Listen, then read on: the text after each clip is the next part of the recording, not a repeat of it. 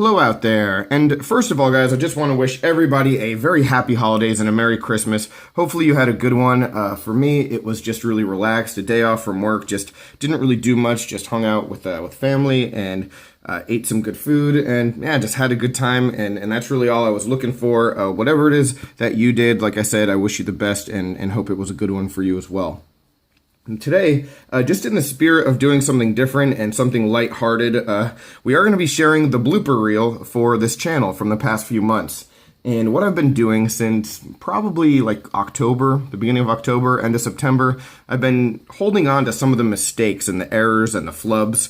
Every time I film a video, anything that's sort of noteworthy, I've just kept it on my phone and put it to the side and have been compiling them in order to share them with you. And the reason why I decided to start doing that was, well, it's pretty simple. A lot of times I get feedback and I get comments talking about how the videos just seem so natural, or maybe they seem rehearsed, or, you know, it seems like something that's very easy to do. And I can't speak for any other YouTube creators or channels out there, but I got to tell you guys, it really isn't that easy.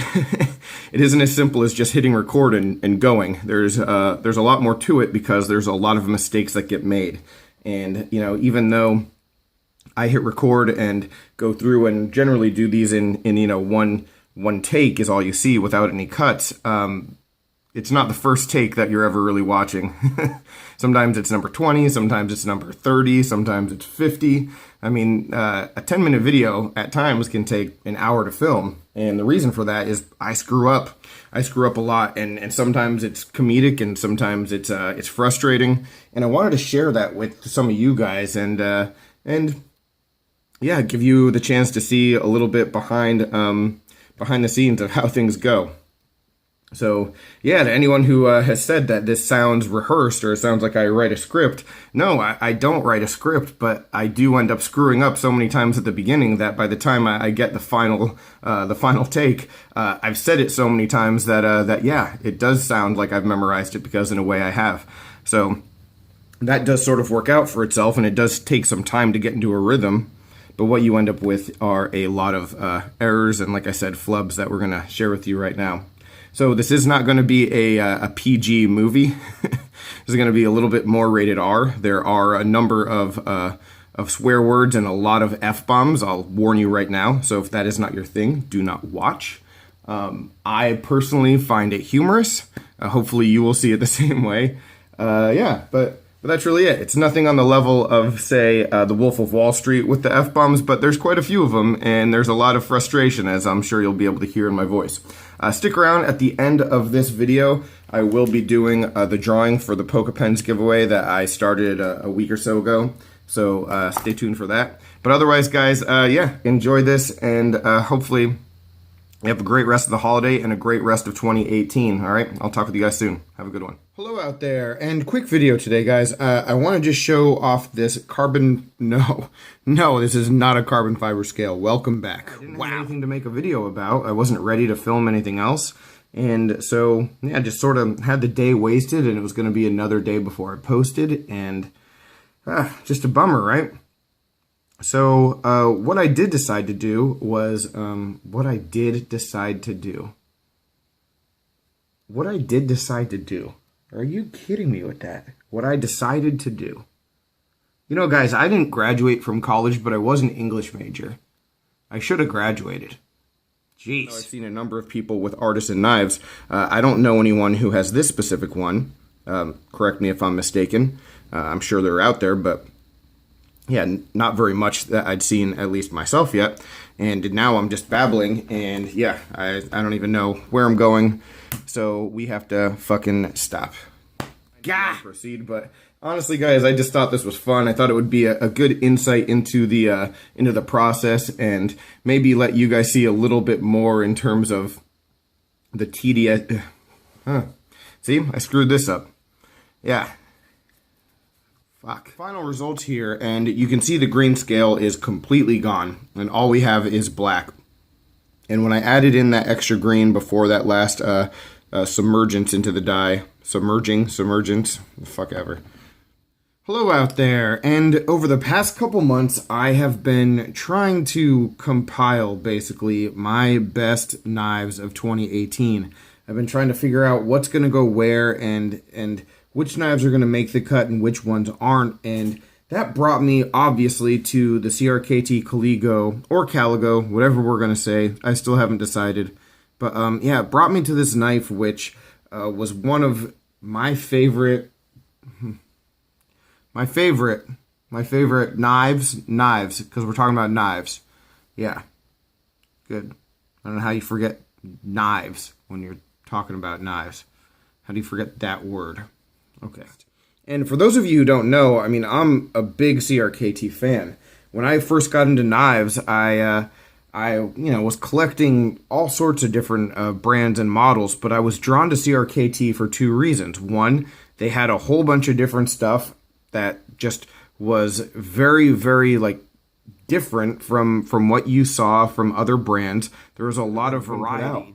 And I asked this question on Instagram the other day, and interestingly enough, like the feedback that I got was very, very different. Everything's just different in this video. How about you learn more words than just different? Shit. You know, I've had some case knives, and the case knives that I've had were pretty good, but they weren't quite as, you know, nicely put together. The bone on this is just on like another the bone. It's not a fucking bone. God damn it. Some good size comparisons there. The weight of the knife is very EDC friendly. Coming in at 3.22, so yeah, not a heavy knife at all. Pretty much open frame, even though it is a stainless steel frame here. Well, no, it's not, because I'm fucking stupid. It's not a stainless steel frame. Okay. Hello out there, and it is time at long last. I've been waiting on this knife for quite a while, since pretty close to the beginning of the year when it was announced on Mass Drop, and finally, you know, in the end of September, we are getting the Mass Drop. I don't know what we're getting. I don't know what we're getting. It's the Mass Drop something by someone, produced by someone, manufactured by someone, sold by someone else, shipped by someone else. Who isn't involved in this knife? Okay, let's try again. You can find good knives at under 20 bucks. It can just really change the way that you build a collection. So let's just get started. And let's start with the knife that actually inspired me to make this video. Well, there's two of them, but the big talking point right now, the one that everybody's talking about, is a Ganzo. The Ganzo Firebird FH11. It is. The fuck is that? Fuck. Hello out there, and today I'm going to be responding to a challenge from my buddy Ray at the EDCC Everyday City Carry, and that challenge was called the One Knife Only Challenge. Nope, it wasn't. This has a number of characteristics, just looking at it, the general shape, the classiness of this really nicely sculpted G10, you know, and just the smooth, sleek, and lightweight aspects of it. A number of these characteristics would lend themselves. It is an odd one. It's an odd one in terms of philosophy and application, and who is going to like this knife and why. You know, it just has a number of very strong characteristics that lend themselves. Oh, fuck you. Hello out there. And in my hand today is another solid offering from Rake. And Rake, guys, if you are not familiar with them, at least in my experience, they have been pretty much spot on in almost all of the models that I've had from them. This one right here is called the P865, but last year my first Rake knife that I reviewed was the Fang. That was one of my favorite knives of 2018. And by 2018, I fucking mean 2017. Fuck Fuck. Hello out there, and I've got an exciting and new blade to share with you today because what is in front of you is the WR Case & Sons and Southern Grind collaboration knife, and this is called the CG01. So you can see the box. It is primarily, according to the way that it is branded, a case knife, and then Southern Grind also like shares some of the distinction, as you can see, and then also on the knife with the billboarding, you know, Case XX. Also on this cool little lanyard that that I got the other day to attach to it, focusing on both of these guys in a pretty future, close to the future, in the future, fucking you know, it's a pretty, I'm not going to say intense, but I mean, it gets thin enough to actually use, you know, relatively quickly, even though the grind, you know, gets, you know, fuck, dude, are you kidding me right now? You know, this knife, while it is not at all what I would typically EDC or even have any interest in, it does get really high ratings for me being able to talk. All right, guys, so yeah, that's what it comes down to, me not being able to talk. So yeah, there you have it. Hopefully you enjoyed that and got a little bit of a laugh and maybe even some insight into the process and how tedious it can be, even though it is always a lot of fun, obviously.